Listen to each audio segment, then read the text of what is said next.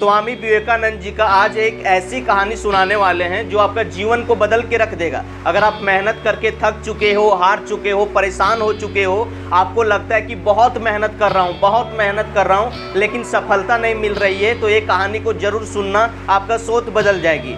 तो एक समय की बात है, स्वामी विवेकानंद जी के पास एक परेशान व्यक्ति आया और उन्होंने कहा कि स्वामी जी, मैं अपने जीवन में बहुत मेहनत कर रहा हूँ, बहुत परिश्रम कर रहा हूँ, लेकिन मुझे सफलता नहीं मिल रही है, कारण बताइए। स्वामी जी ने बोला कि सबसे पहले ये जो मेरा कुत्ता है, इसको फलाने फलाने फलाने चौक से जाके घुमा के ले आओ, उसके बाद सारे सवालों का जवाब दूंगा। वो व्यक्ति जो है उस कुत्ता को घुमाने के लिए ले गया।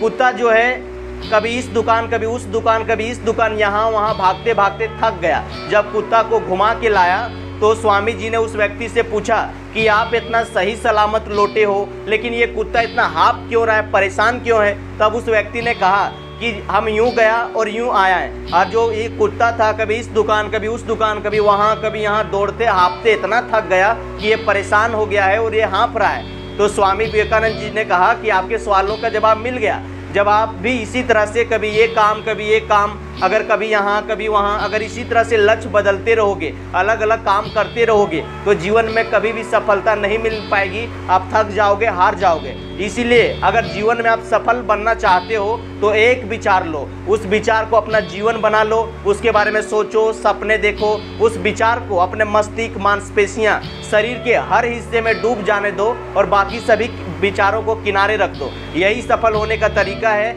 यही सफल होने का मंत्र है। तो देखो भाई साहब, 10 खरगोश के पीछे भागोगे तो एक भी खरगोश नहीं पकड़ पाओगे। 100 जगह पर 1 फुट गड्ढा खोदने से पानी नहीं निकलता है। अगर पानी निकालना है तो एक जगह पर हचहचा के 100 फीट गड्ढा खोदा जाता है। आजकल मैक्सिमम इंसान क्या करता है, सोचता है कि यार हमको जल्दी सफल होना है, तो एक काम ये कर रहा है, उसके पैरेलल में एक दूसरा काम स्टार्ट कर दिया, फिर एक तीसरा काम स्टार्ट कर दिया, फिर एक दूसरा काम करने लगा। इस प्रकार से वो जो आदमी है मल्टीटास्किंग में फंस जाता है और उसका दिमाग हरासमेंट हो जाता है और दिन रात वो भाई साहब परेशान रहता है।